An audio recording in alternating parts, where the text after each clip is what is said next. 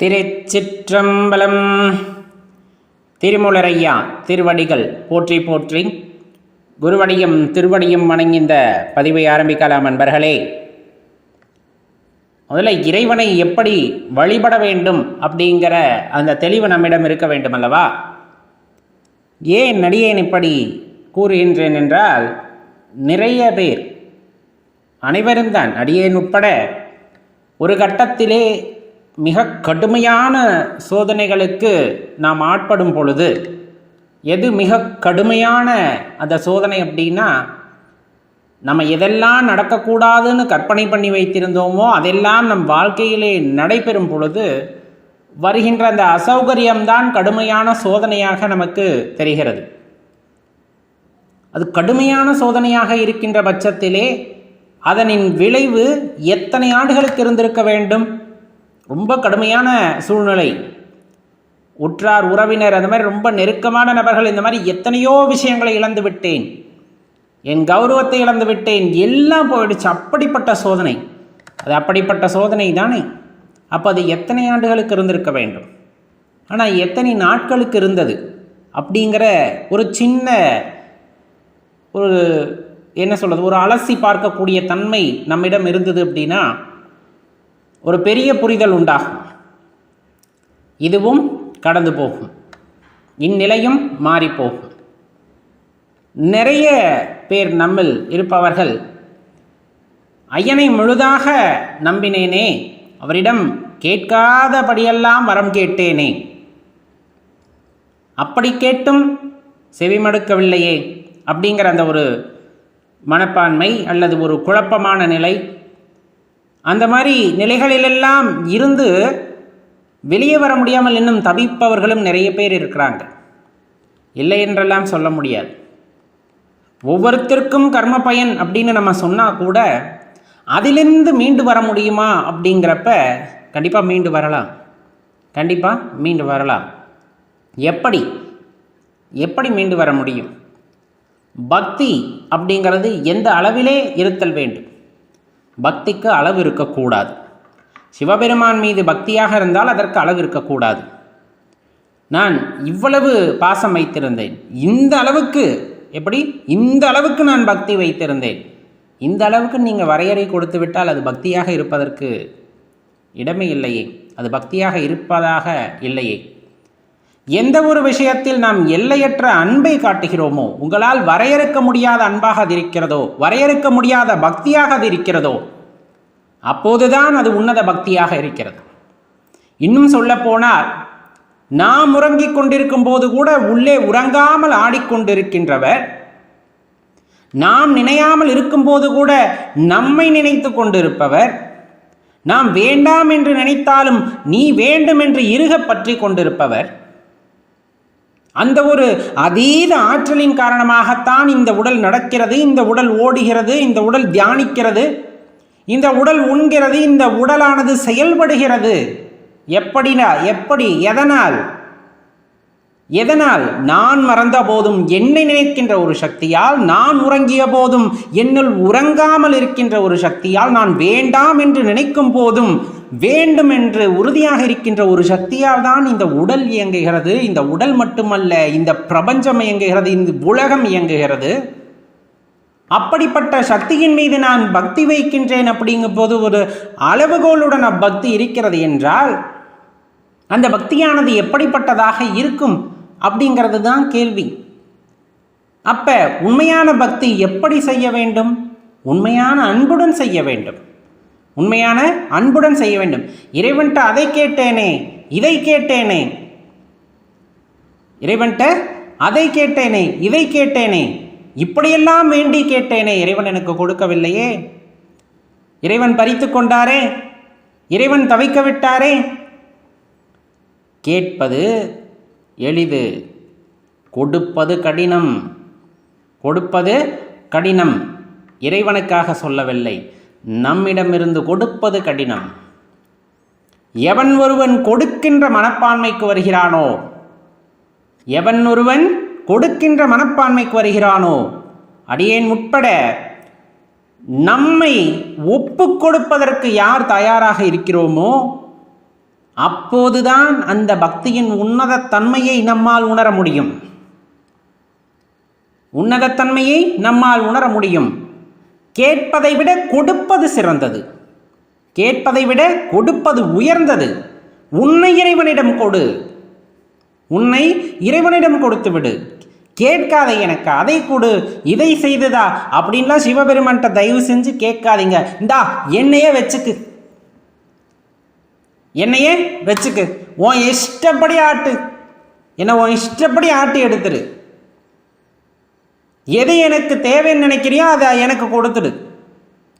மற்றபடி இந்த உடலாகட்டும், இதுக்குள் இருக்கின்ற உயிராகட்டும், எல்லாத்தையும் நீ வச்சுக்கோ.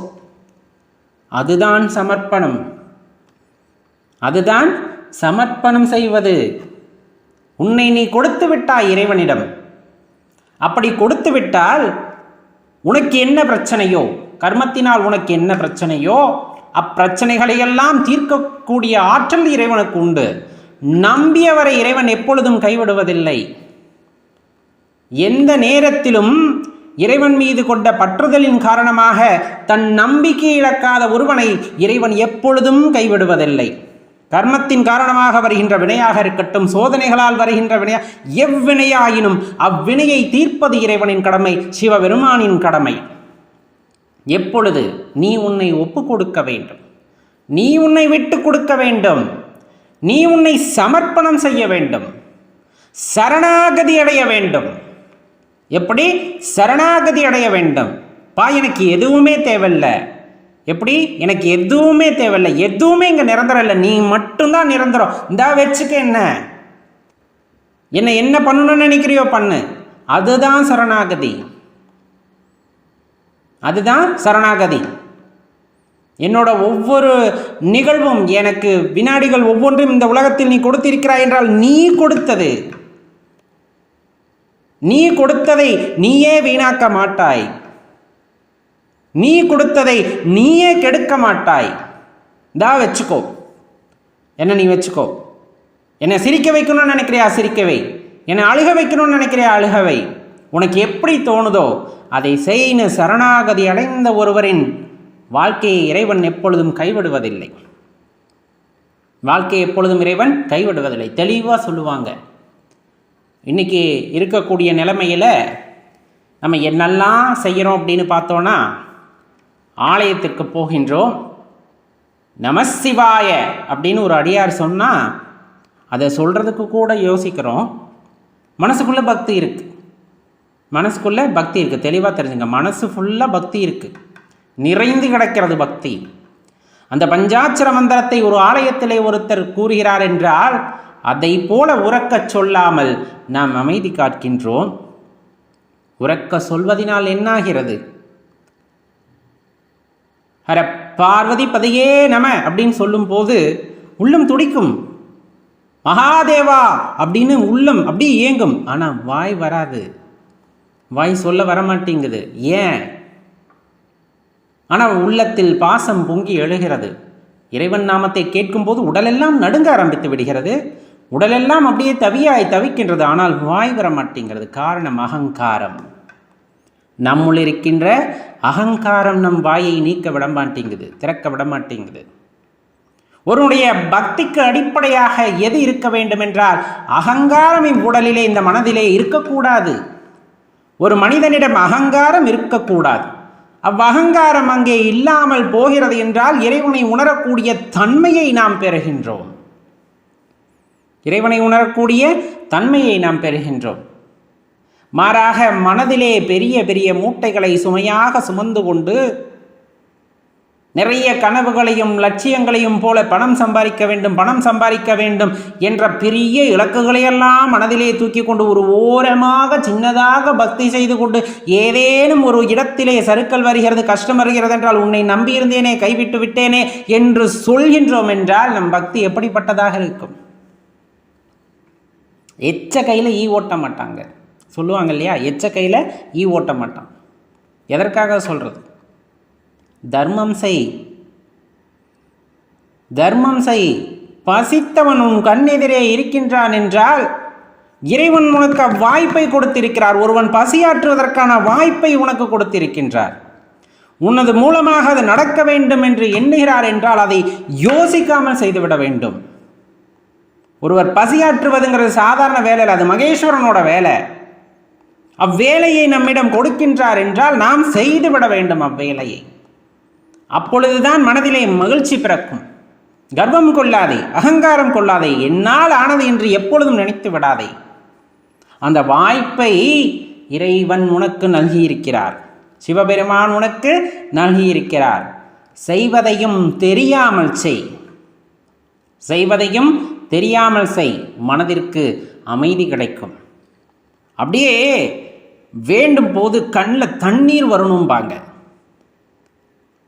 அந்த துன்பத்தை நினைத்து நீ எவ்வளவெல்லாம் அழுதாயோ அதைவிட இறைவனிடம் உன்னை பற்றி அந்த சொல்லி சரணடையும் பொழுது நம்மை அறியாமல் கண்ணீர் வரும். அவ்வேண்டுதல் பலிக்கும், அவ்வேண்டுதல் பலிக்கும். கவனித்து பாருங்கள், தெரியும். ஏனோ தானோ என்று இறைவனிடம் சென்று ஐயா எனக்கு இதை கொடு அதை கொடு, மனதிலே இவ்வளவு கஷ்டம் இருக்கிறது, பொருளாதார ரீதியாக இவ்வளவு பாதிக்கப்பட்டிருக்கின்றேன், தயவு செஞ்சு எனக்கு மீட்டுக் கொடு, நான் உன் ஆலயத்தை புதுப்பித்து தருகின்றேன், உனக்கு கோடி கோடியாக கொட்டுகின்றேன், உனக்கு அலங்காரம் செய்கின்றேன். வாய்ப்பில்லை, வாய்ப்பில்லை, வாய்ப்பே இல்லை. நீ யார் இறைவனுக்கு கொடுக்கறதுக்கு? எங்கேருந்து எடுத்த நீ இறைவனுக்கு கொடுக்கறதுக்கு? அது உனக்கு உரிமையானதா? உலகத்திலே நீ இருக்கின்ற அல்லது எடுக்கின்ற எல்லா பொருட்களும் உனக்கானதா? உனக்கு உரிமை உள்ளதா? எத்தனை நாட்களுக்கு, எத்தனை காலத்திற்கு? யாரை ஏமாற்றுவதற்காக இந்த வேலை? கிடையவே கிடையாது, கிடையவே கிடையாது. அப்பா கொடுத்தாரு, அனுபவிக்கிறோம், அதை திருப்பி அவர்கிட்ட கொடுக்கறனால அவருக்கு என்ன ஆனந்தம் அந்த வீட போகிறதா? கிடையவே கிடையாது. இப்போ வேண்டுதல் அப்படி இருக்கக்கூடாதில்ல. ஏதோ ஒரு இடத்துல தப்பு நடக்குதா? இப்போ உன ஆனந்தத்தின் மிக அந்த மகிழ்ச்சி அதிகமாகும் போது, மிகுதியாகும் போது ஆனந்த கண்ணீர் பெருகி வழியும். இன்னொன்று, கஷ்டத்தில் வலி தாங்காமல் அழுவோம், அது வேற. உரிமை உள்ள இடத்தில் சொல்லும் பொழுது கண்ணில் தண்ணீர் வரும் பாருங்க, அந்த கண்ணீர் வேற. ஆதங்கத்தினால் வருவது, ஆதங்கத்தினால் வருவது, ஆற்றாமையால் வருவது, அது ஆற்றாமை அல்ல. இறைவா, நான் உன்னை சரணடைந்து விட்டேன், என்னால் முடியாது என்று தெரியும், ஆனால் உன்னால் முடியும் என்று வருகின்ற கண்ணீருக்கு வலிமை அதிகம். அதுக்காக இறைவனை அழுது அழுதுதான் கும்பிட வேண்டுமா? அப்படி கேட்டார் தான் தருவாரா? அப்படி அடியேன் சொல்ல வரவில்லை, தெளிவாக தெரிந்து கொள்ளுங்கள். இரண்டு நபர்கள் பேசிக் கொண்டிருக்கும் பொழுதே உரிமையுள்ள நபர்களிடம் நாம் எதையேனும் சொல்லும் பொழுது மனதிலே இருக்கக்கூடிய வலி குறைய குறைய கண்ணீர் வரும். மனதின் வலியை குறைய குறைய கண்ணீர் வரும், உன்னை அறியாமல் வரும். அப்போது என்ன நடக்கிறது என்றால், உண்மையாக அந்த இடத்திலே அந்த உணர்வு பரிமாற்றம் நடக்கிறது என்ற அர்த்தம். அது எல்லாம் பேசி முடிச்சதுக்கப்புறம், நண்பர்களுடன் பேசி முடிச்சு ஒரு வழியாக அந்த கண்ணீர் தீர்ந்ததுக்கப்புறம் பார்த்தீங்கன்னா மனதான அப்படியே லேசாக மாறி இருக்கும். இது நண்பர்களுடன் பேசும்போது எப்படி என்றால், நீ இறைவனுடன் உரிமையாக பேசும் பொழுது, இறைவனிடம் இது எனக்கு வேண்டும் என்று நீ உரிமையாக கேட்கும் பொழுது, ஆற்றாமையால் நீ கேட்கின்றாய், ஆனால் உனக்கு அது தேவை என்று இறைவனிடம் மண்டியிட்டு கேட்டு உன்னை நீ அவரிடம் கொடுத்து விடுகிறாய். எப்படி நீ உன்னை கொடுத்து விடுகிறாய்? சரணடைந்து விடுகின்றாய். சரணடைதலின் பலனாக உன் கண்களிலே நீர் பெருக்கெடுத்து வருகிறது என்றால், நீ உணர்வு பூர்வமாக இறைவனிடம் உன்னை ஒப்பு கொடுத்து விட்டாய், நீ சரணடைந்து விட்டாய் என்பது அந்த இடத்தில் அர்த்தமாகின்றது. அந்த கண்ணீருக்கு மதிப்பு ஜாஸ்தி, அந்த கண்ணீருக்கு மதிப்பு அதிகம், ஆற்றல் அதிகம். அதனால தான் சொல்கிறது, தயவு செஞ்சு யாரையும் மனதளவில் கஷ்டப்படுத்தாதீங்க, மனதளவில் கஷ்டப்படுத்தாதீங்க. யாராச்சும் ஒருத்தர் முடியாமல் இருக்கிறாங்கன்னா மேலும் அவர்களுக்கு துன்பத்தை கொடுக்காதீர்கள், மேலும் மேலும் அவர்களை அடிக்க வேண்டும் என்று நினைக்காதீர்கள். உடலிலே ஏற்படுகின்ற வலியை கூட அவர்கள் பொறுத்து கொள்வார்கள். மனதிலே நீங்கள் ரணத்தை உண்டாக்கிவிட்டால் ரணத்தின் காரணமாக அவர்களின் கண்களிலே ஒரு சொட்டு நீர் வந்தாலும் அந்த கண்ணீருக்கு மதிப்பதிகம், அந்த கண்ணீருக்கு மதிப்பதிகம், வலிமை அதிகம். அது கர்மாவாக தொடரும். அதனால்தான் சொல்கிறது, மற்றவங்க கிட்ட அன்பு காட்டுங்க, மற்றவங்க சோகமாக இருக்கும் போது 4 ஆறுதல் வார்த்தை சொல்லுங்க. அது மகேசன் சேவை. ஒருத்தனும் ஒரு வாழ்க்கையில் அவ்வளோதான் வாழ்க்கையை துவண்டு போய் நிற்கிறான் என்றால் அந்த இடத்துல போய் இறைவனின் சாட்சியாக, சிவபெருமான் சாட்சியாக நீங்கள் அவர்களை தட்டி கொடுத்து உன் வாழ்க்கை இனிமேல் தான் மாறப்போகிறது, இறைவன் உன்னுடன் இருக்கிறார் என்ற அந்த ஆறுதல் வார்த்தை, மேலும் உங்களால் முடிந்த அளவுக்கு அவர்களை தேற்றுவதற்கான வார்த்தைகளை உதிர்க்கும் பொழுது இறைவனே உங்களுடன் இருந்து அவர்களிடம் பேசுவார். ஒரு வாழ்க்கையை காப்பாற்றுறதுங்கிறது அவ்வளோ சாதாரண விஷயம் அல்ல. ஒருவர் வாழ்க்கையை முடித்துக் கொள்ளலாம் என்று நினைத்திருக்கும் போதும் கூட இறைவன் போல நீங்கள் அங்கு போய் அவர்களை சமாதானப்படுத்தி கூட்டி வந்தால் நீங்கள் தான் அவ்விடத்தில் இறைவனாகிறீர்கள். உங்களுக்குள் இருக்கின்ற இறைவனாகப்பட்டவர் வெளிப்படுகின்றார். இதுதான் உண்மை. அங்கெங்கெல்லாம் போய் தேட வேண்டாம். நம்மளுக்கே தெரியாமல் யாராச்சும் ஒருத்தர் ஆபத்தில் சிக்கிக்கிட்டான்னா ஒரு வினாடி பொழுதுல, ஒரு க்ஷணத்தில் போய் நம்ம காப்பாற்றணும்னு நினைக்கிறோம் பாருங்க. அப்போ தான் அந்த இடத்துல நம்முள் இருக்கின்ற இறைவன் வெளிப்படுகிறார். இரக்கத்தின் வாயிலாக இறைவன் வெளிப்படுகின்றார். அப்போ நமக்குள்ளே இருக்கிற இறைவன், நமக்குள்ளே இருக்கிறார் இறைவன். இப்படி ஆபத்து காலங்களில் தான் வெளிப்படுவாரா? கிடையவே கிடையாது. நாம் விழிப்புணர்வு அடைந்தால், நாம் விழிப்புணர்வு நிலையிலே இருந்தால், உள்ளே உறங்காமல் நடனமாடிக்கொண்டிருக்கின்ற நம் ஈசனை நம்மால் உணர முடியும், நாம் உணர்ந்து கொள்ள முடியும். அதே சமயத்திலே அவரின் வெளிப்பாட்டை நம்மால் காணவும் முடியும். அப்போ தெளிவாக நாம் அறிந்து கொள்ள வேண்டிய விஷயம், சிவபெருமானை எப்படி வழிபடணும்? தேங்காய் உடைத்து, பழம் வைத்து, நெய்வேத்தியம் வைத்து, ஐயா நீ இதை கொடு அதை கொடு என்றெல்லாம் கேட்டு வழிபடுவது வழிபாடல்ல. இறைவா என்னை வைத்துக்கொள், நான் உன் திருப்பாதத்திலே சரணடைந்தேன், நான் உன் திருப்பாதத்திலே சரணடைந்து விட்டேன். இனி இந்த நான் என்ற வார்த்தை கூட எனக்கு தேவையில்லை, அந்த அகங்காரம் எனக்கு தேவையில்லை, அதையும் அடியோடு அழித்துவிடு.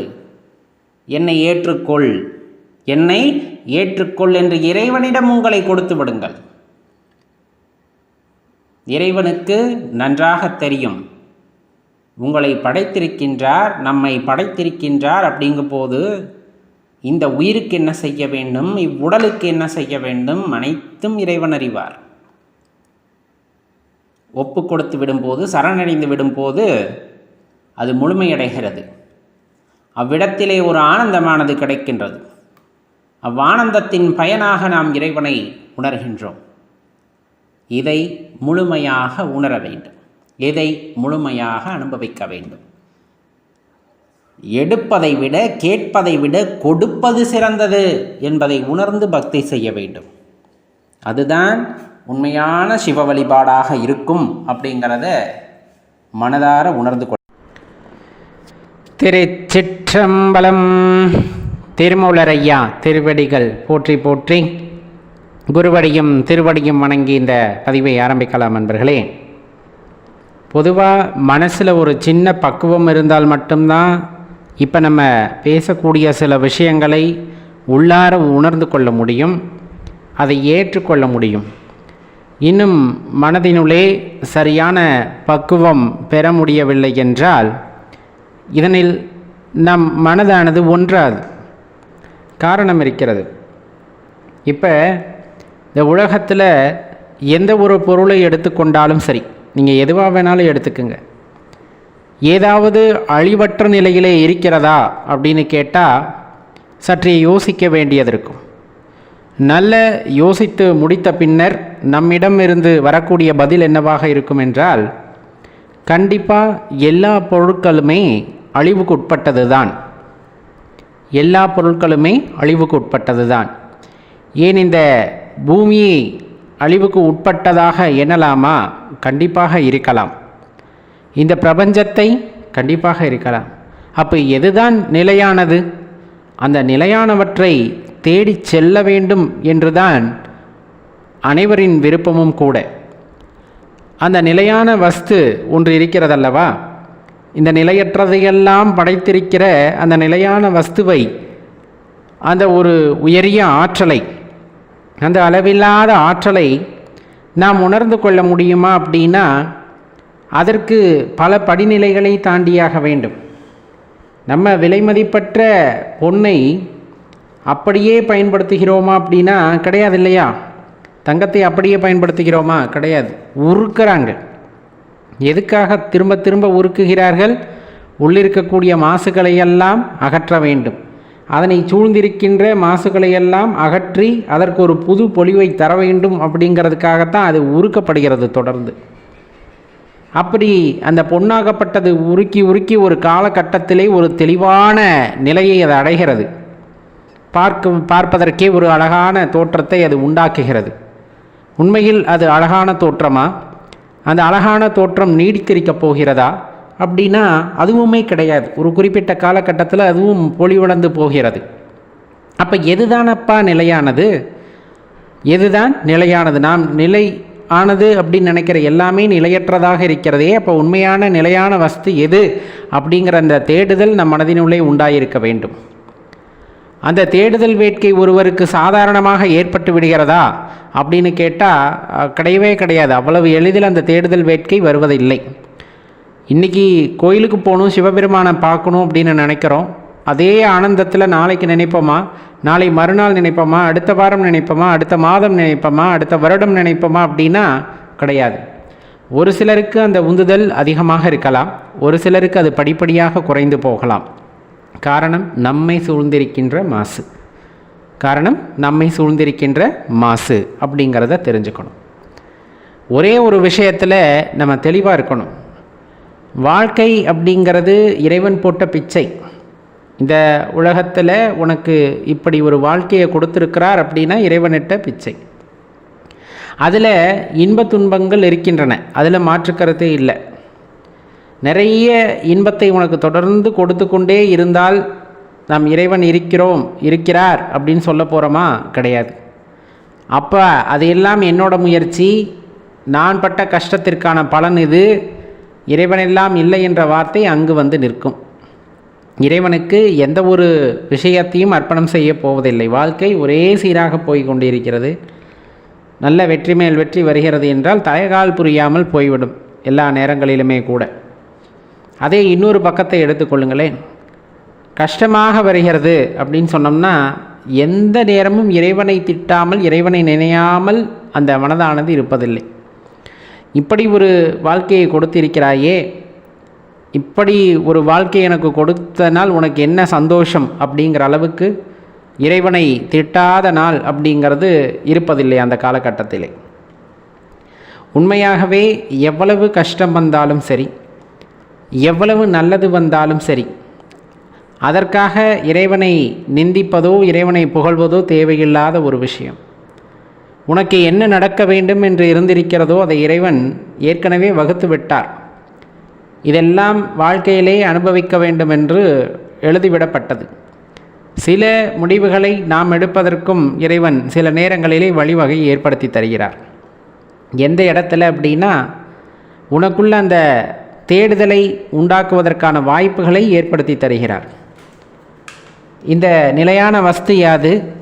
அந்த நிலையான வஸ்துவினுடைய ஆற்றலை உணர்ந்து கொள்வது, அதனுள் எப்படி இரண்டரை கலந்து விடலாம் அப்படிங்கிற மாதிரியான சிந்தனைகள் உங்கள் மனதிற்குள்ளே வருகிறது என்றால் இறைவன் உங்களுக்கு வாய்ப்பை கொடுக்கின்றார் என்பது அர்த்தம்.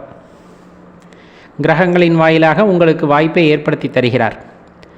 அந்த வாய்ப்பை சரியாக பயன்படுத்தி கொண்டோமேயானால் எப்படி இறைவனை தேட ஆரம்பிக்கின்றோம், இறைவனை உணர முற்படுகின்றோம் அப்படிங்கும்போது வாழ்க்கையே வேறு மாதிரி மாறுது. அந்த வாழ்க்கை அற்புதமான வாழ்க்கையாக மாறிவிடுகிறது. மாறாக நாம் ஒரு சிறு குழப்பத்திலே இருக்கின்றோம்.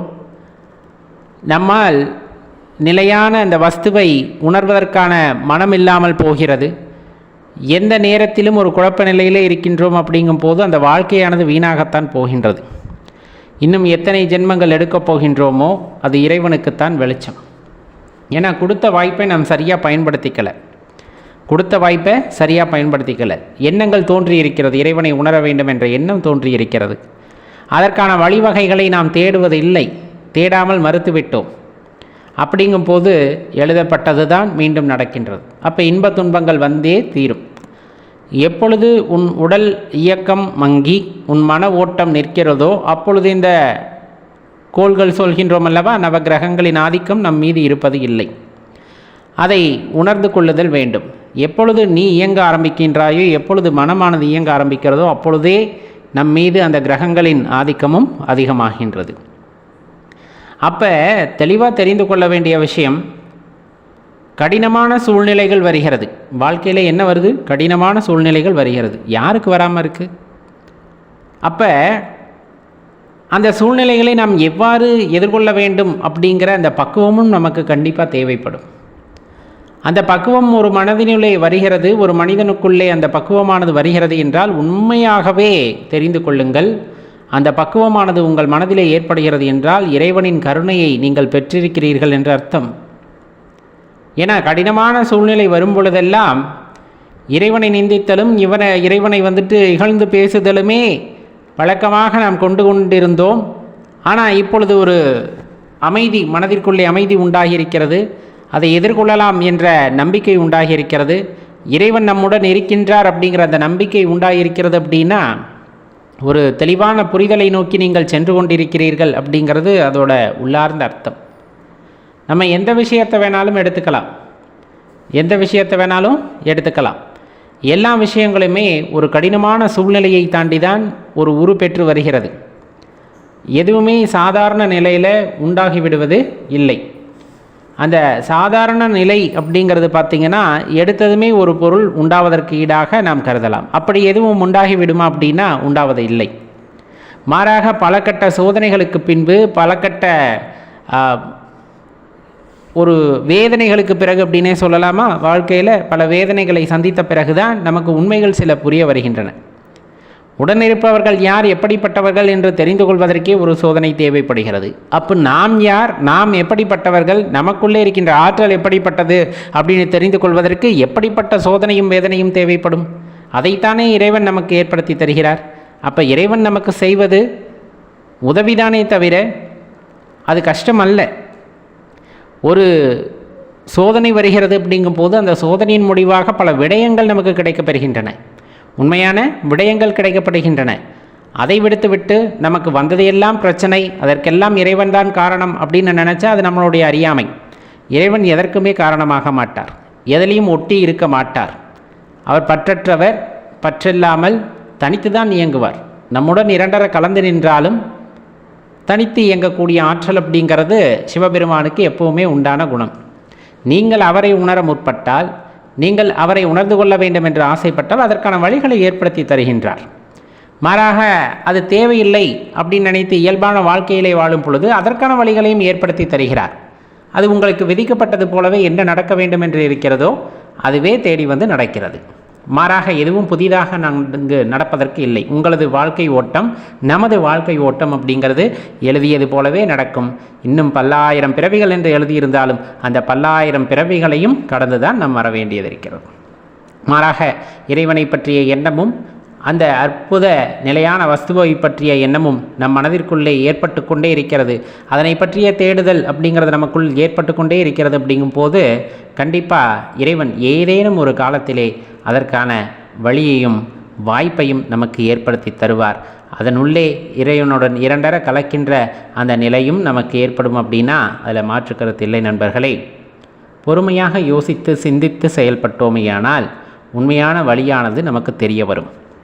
அவசரமாக எதற்கெடுத்தாலும் இறைவன் மீது குற்றம் சாட்டி கொண்டே இருந்தோமேயானால் கண்டிப்பாக அந்த குற்றம் சாட்டுபவர்களாகவே நாம் இருப்போமே தவிர அந்த குற்றத்திற்கான விடையை ஆராய்ந்து இது ஏன் நடந்தது, இது வாழ்க்கையிலே நடைபெறுவதற்கு காரணம் என்ன, இறைவன் இதன் மூலமாக நமக்கு என்ன சொல்ல வருகிறார் அப்படிங்கிறத பற்றியெல்லாம் உணராமல் மனம் மறுத்ததுன்னா மீண்டும் மீண்டும் வாழ்க்கை ஏற்பட்டு கொண்டே இருக்கும். அவர் சொல்ல வருவதை நாம் புரிந்து கொண்டு அதனிலிருந்து மாறி அடுத்த கட்டத்தை நோக்கி நாம் பயணிக்கும் போது கண்டிப்பாக இறைவன் நமக்கு என்ன சொல்ல வந்தாரோ அதை புரிந்து கொண்டோமேயானால் நம் வாழ்க்கையானது ஒரு முழுமையடையக்கூடிய ஒரு பெரிய பாக்கியமாக இருக்கும் என்பதை அறிந்து கொள்ளுங்கள் அன்பர்களே.